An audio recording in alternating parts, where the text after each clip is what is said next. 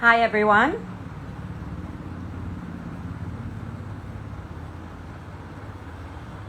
I'm going to wait for a few more people to sort of get on here.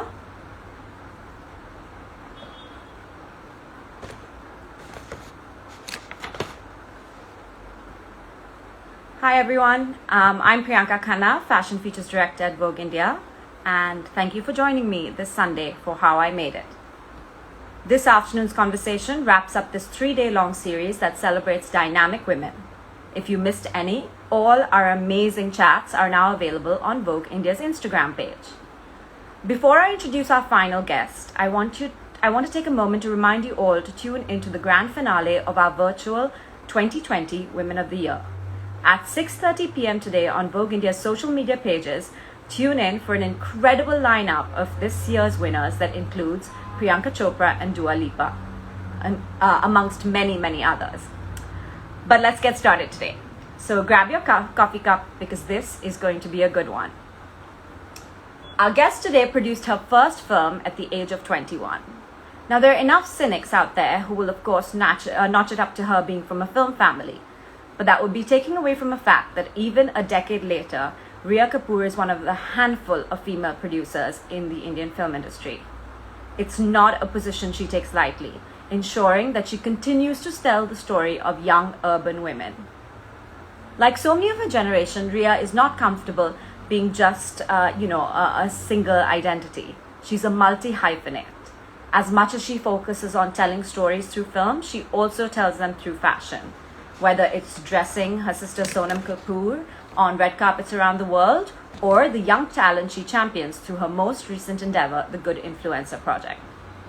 Both she and Sonam are self-confessed girls, surrounding themselves with strong, amazing women who believe in using their platform to speak their mind. She's irreverent, audacious, and unafraid to use her voice. She's also a woman who loves her food, cooking it, sharing it. I'm sure you've seen all her culinary creations that have gone viral on Instagram recently. She's just the kind of woman we like. So please welcome, in her first ever Instagram Live, Rhea Kapoor. Let me just add her on here.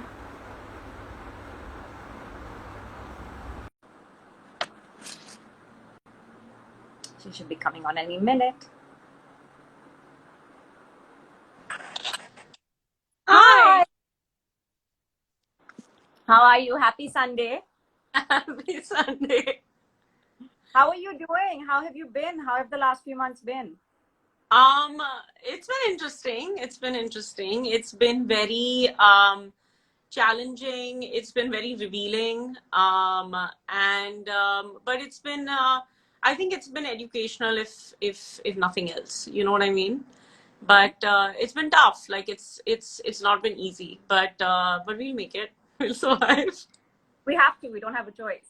Yeah, we don't have a choice. And plus, like, I'm so grateful, like, nobody in my immediate family or immediate friend circle has been sick, and I know how blessed and lucky we are.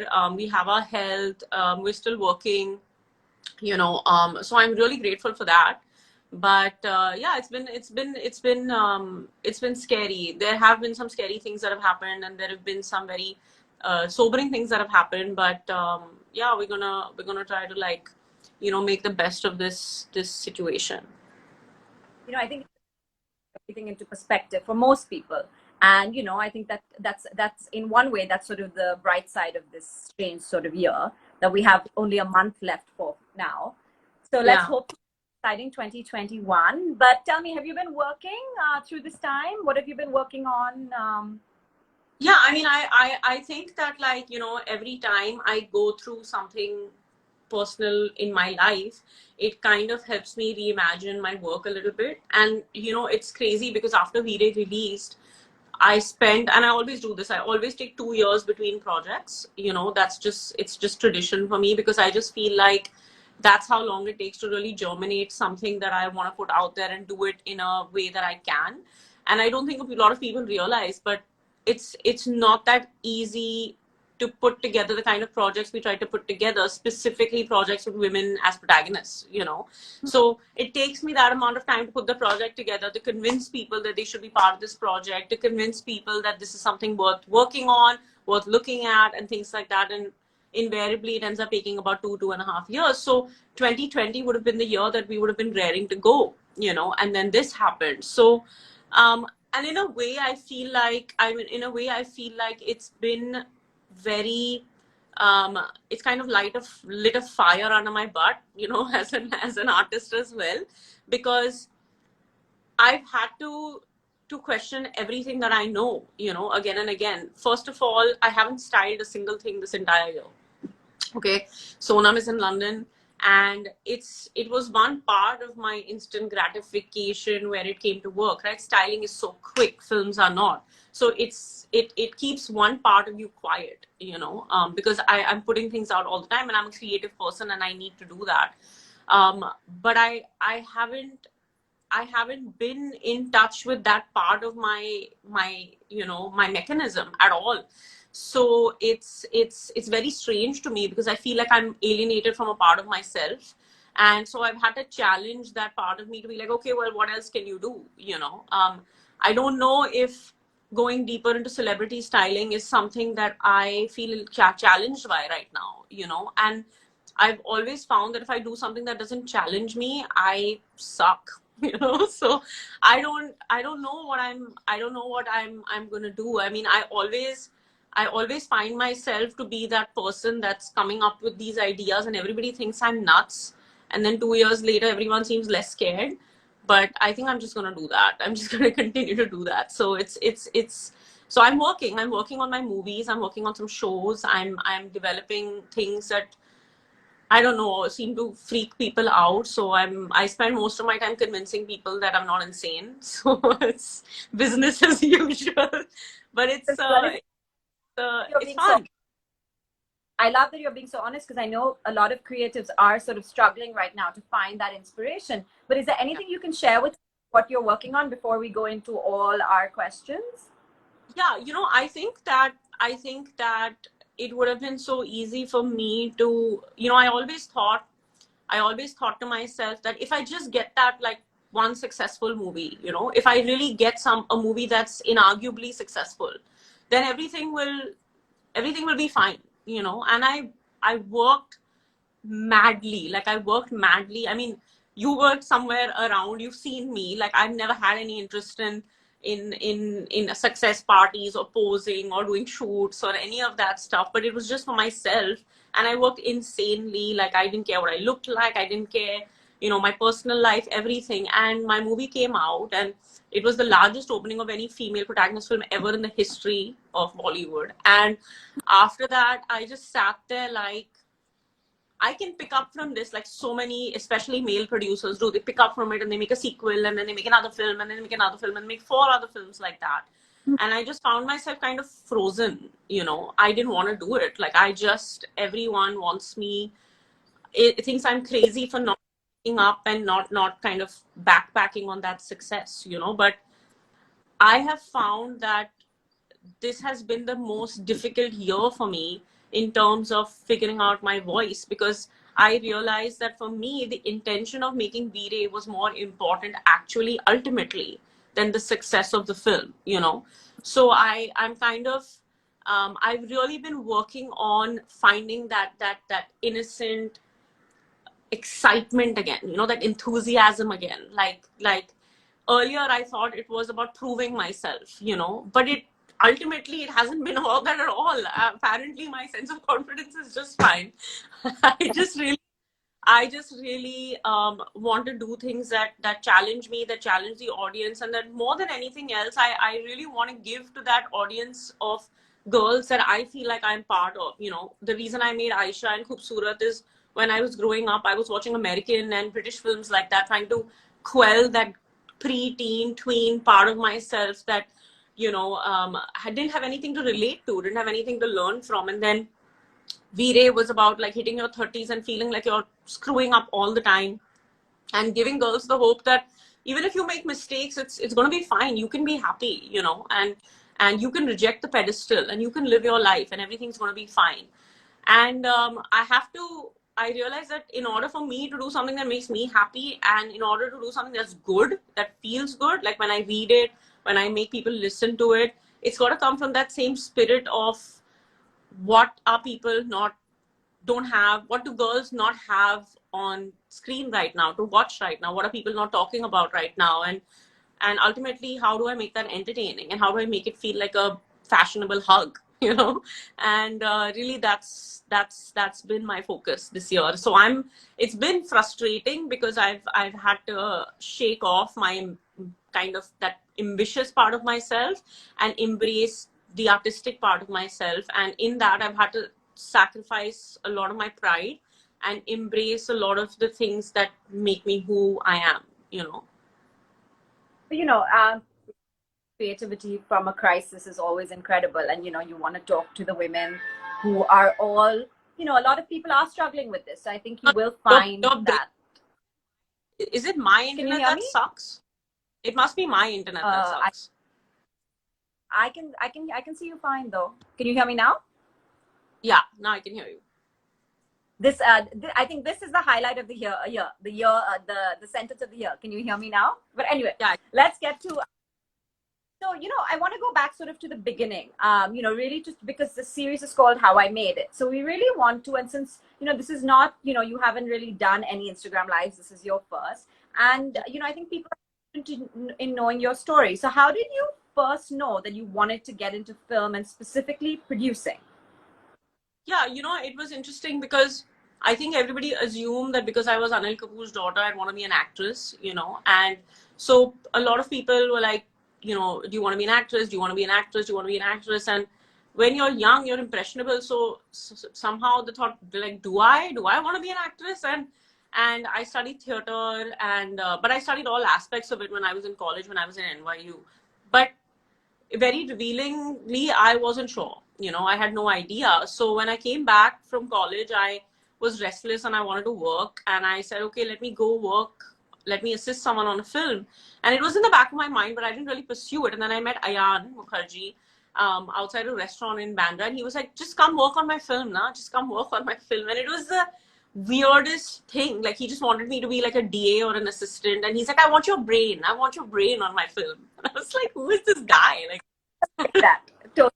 and so I got on set. I remember. So I worked in prep, and that's where I met my boyfriend. Actually, Keju always takes credit. He's like, I'm always going to be part of your screenplay. But it's true though. I met Karan working on Wake Up Sid, and then I got on set. And I remember the first day watching Konkana and Ranbir, and I was like, hell no, do I want to be an actress?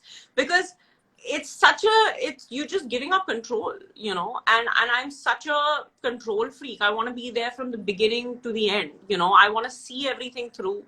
And I don't want to leave my creative fate in somebody else's hands, you know. You know how I am. Like, you and I have tried to, like, you know, even work on little things, and I am like that, you know what I mean? I'm like, we should do it like this, and we should do this, and we should do that, and you know, I'll work till like I die, but I'll make sure that it's the way that it was in my head, you know. But yeah, I was like, oh, this is crazy. These people just come in and they act and they leave, and people can just do whatever they want with their work. I'm not doing that, you know. And it's just not, my personality is not suited to being a brand and being an actor. And I made that on the first day, it was just like a light bulb in my head. I was like, I need to be there from beginning to the end. And then I think there was Devika Bhagat and Rajshri Ojha who came to Sonam with Emma, you know, with this adaptation of Emma called Aisha.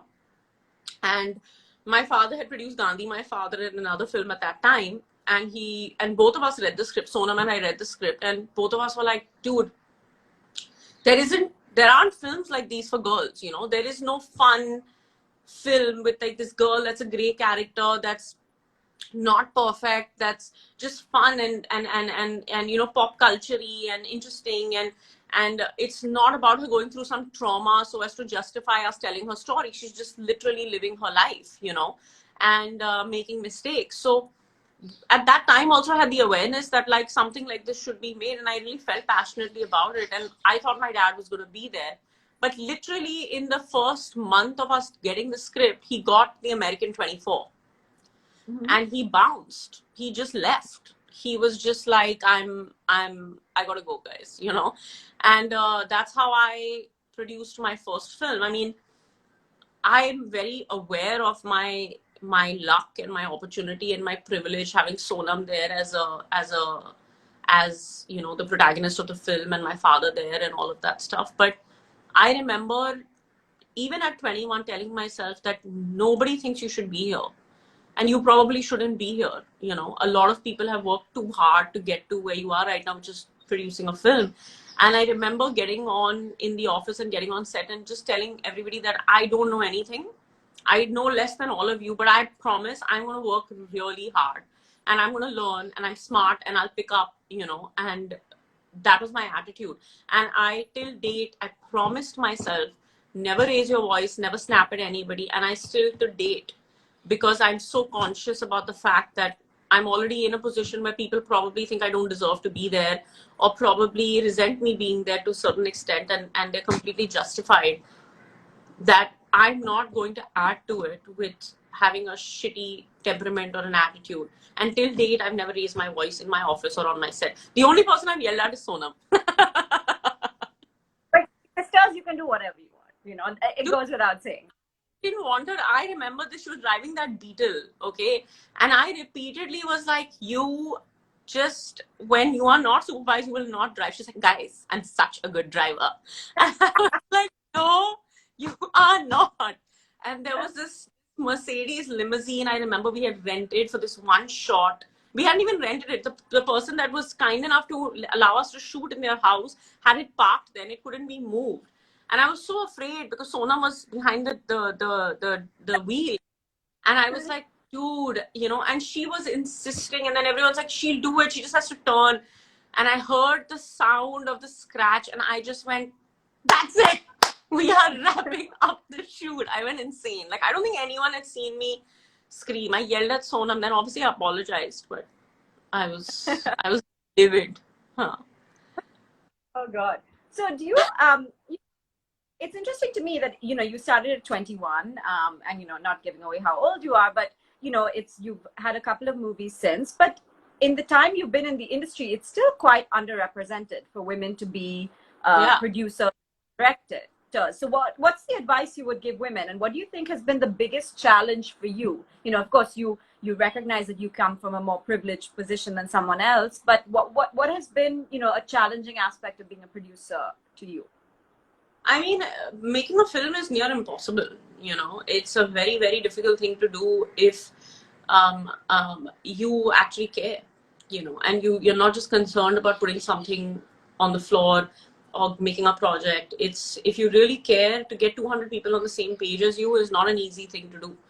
But I would say to girls, you know, who want to have some kind of standing, and for it to matter that you were part of the industry, you know, after all of this dust settles, you know, stick to what you know in your soul as the truth, right?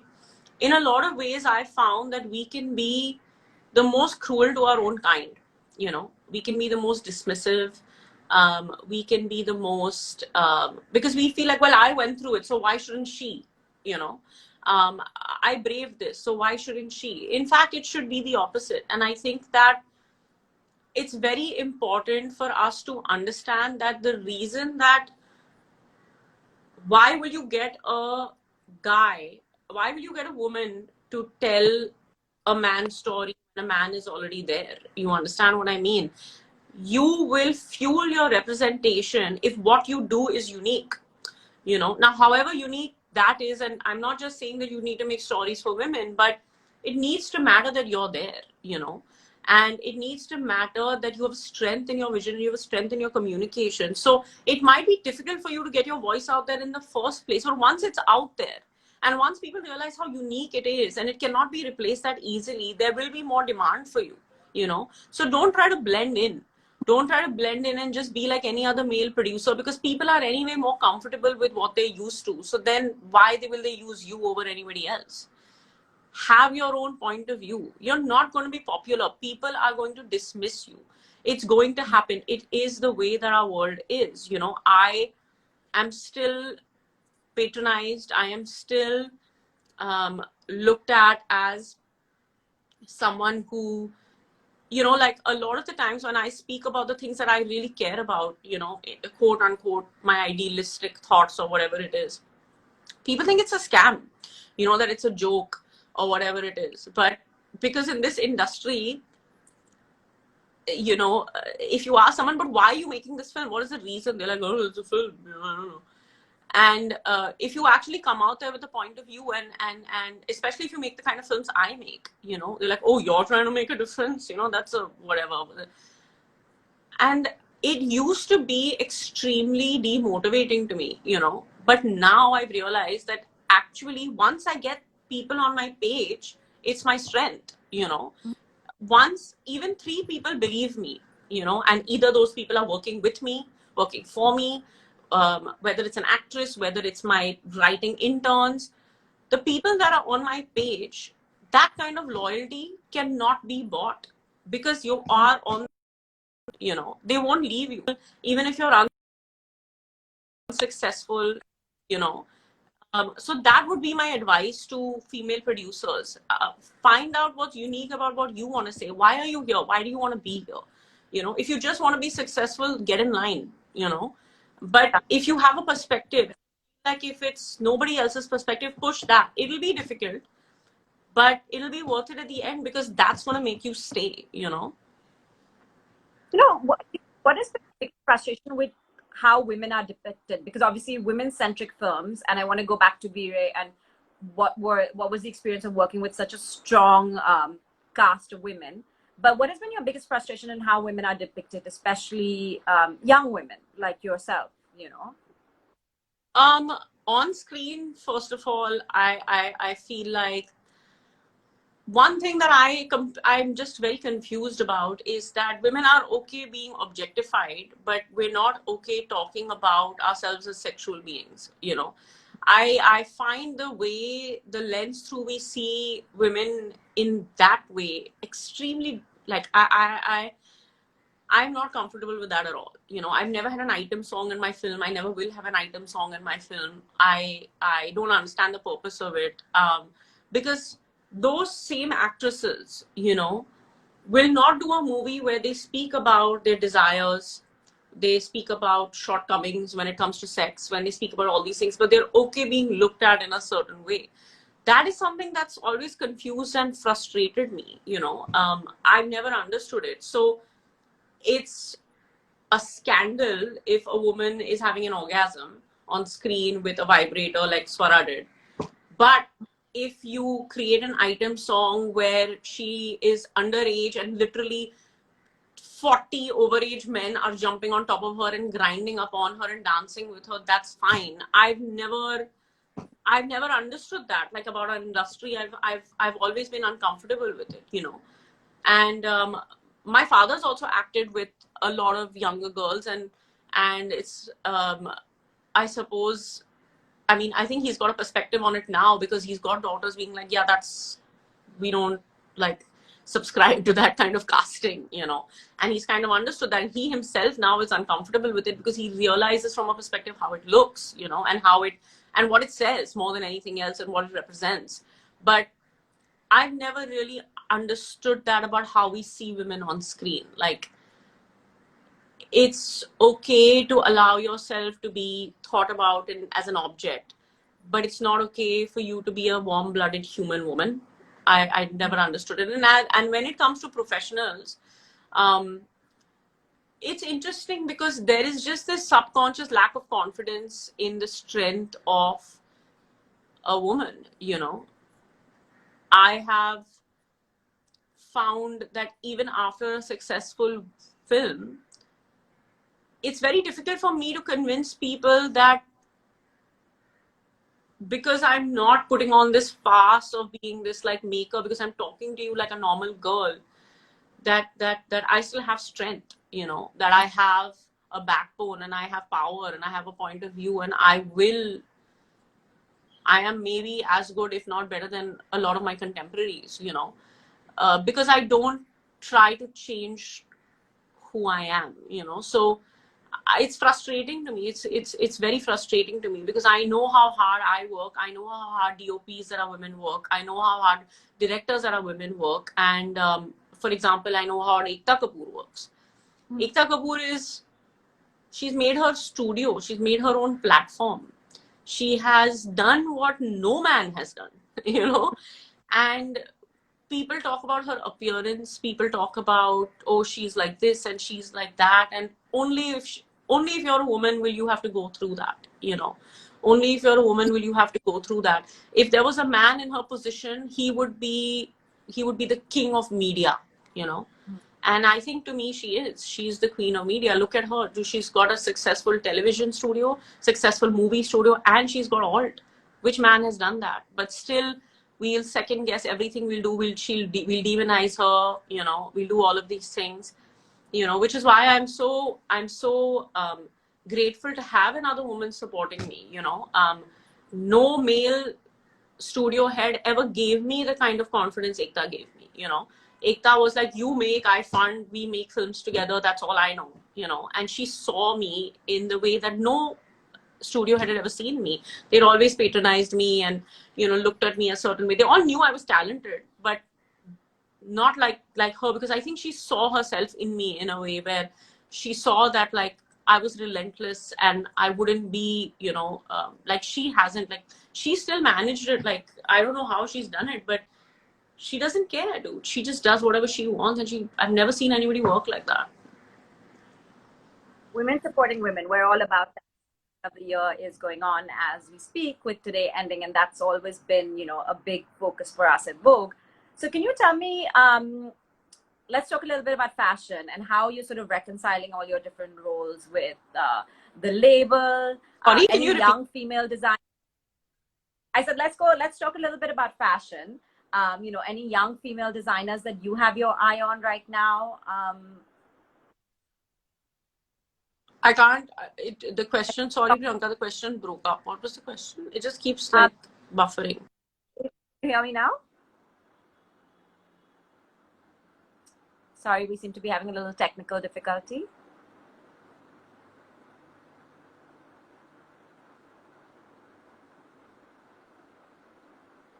I think we've lost Rhea. She should be back shortly.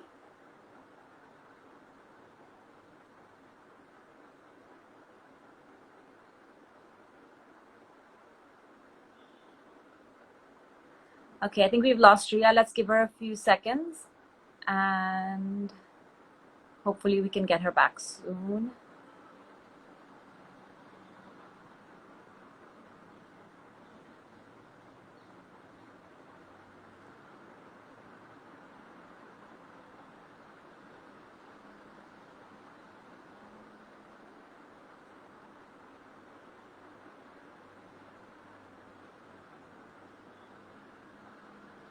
Give us a minute, please.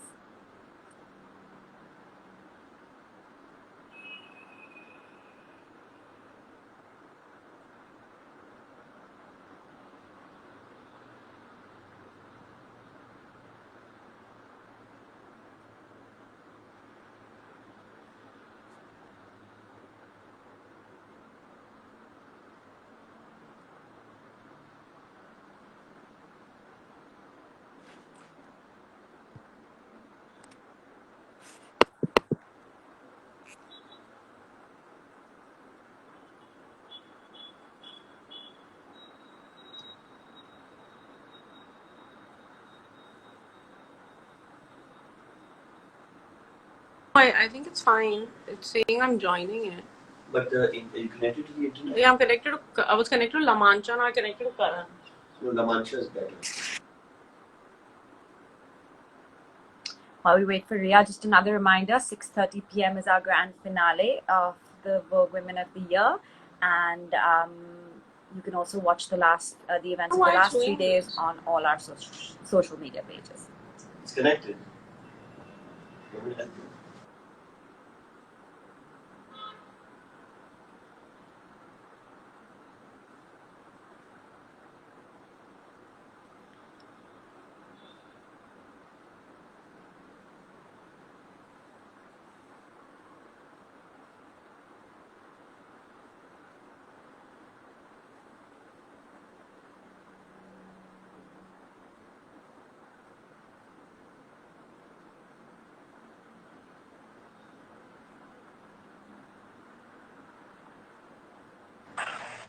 Hi.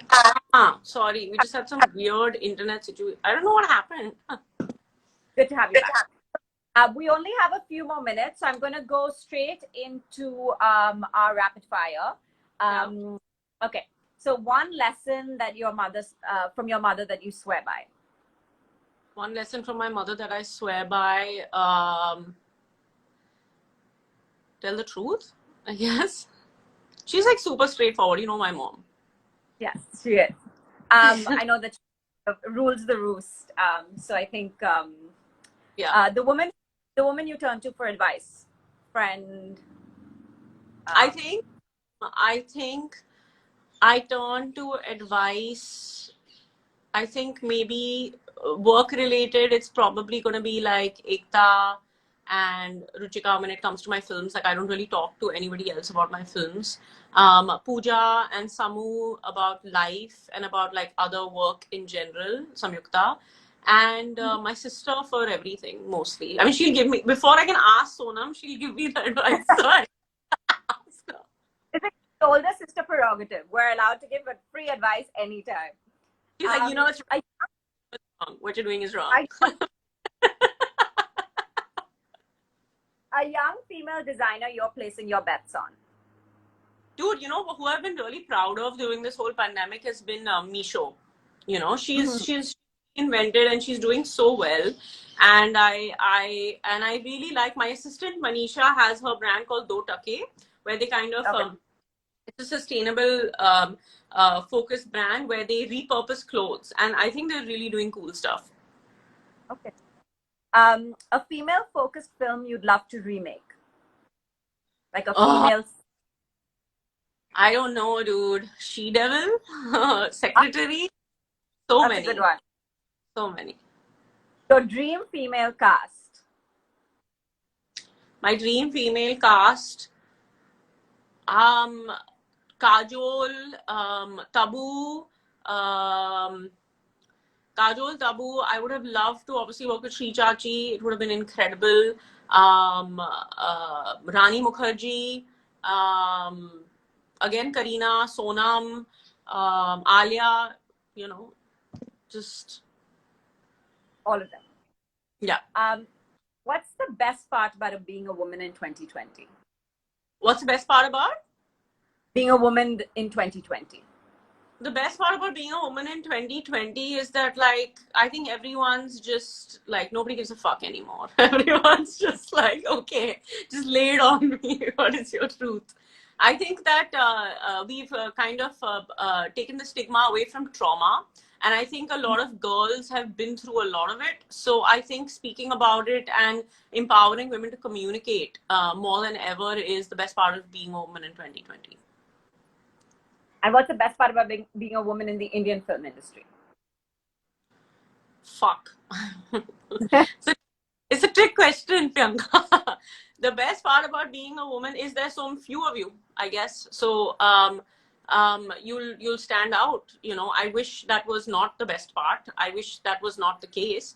But I guess that's the only, you know, I guess it's a plus. You know, there are few like you, so you can make it count. And I don't know how many people, you're an incredible cook and your food images have been going viral. So your dream dinner dates, and what would you cook for them? Female dinner dates. It can be past history. A lot, because it's the only thing that gets me out of my head. Normally I would be going to the office, to the bar to have a drink, and you know, it's just completely, this pandemic has changed everything for me. I've always loved to cook, but I guess I just like to cook for anybody who likes to eat. I don't like to cook for people who have a lot of dietary restrictions. It really pisses me off. So if you're not eating gluten and you're not eating dairy and you're not eating this and you're not eating that, I don't know. I'll cook for anyone who likes food. That's my dream table. My dream table is, if you're going to eat bread and cheese and pasta and meat, Back, blah, blah. then you come to, yeah. Sounds good. I hope I see you for dinner soon. Thank you so much for joining us today. Sorry about the internet thing. I don't know if it was mine, but yeah, it was so much fun. Listen, this is this is 2020 in a nutshell, internet issues. But tune in today, and to everyone out there, please tune in to Women of the Year at 6:30 p.m. Andrea, thank you for closing out our conversation. Thank you so much. It was a pleasure to be with you. See you. Take care. Bye.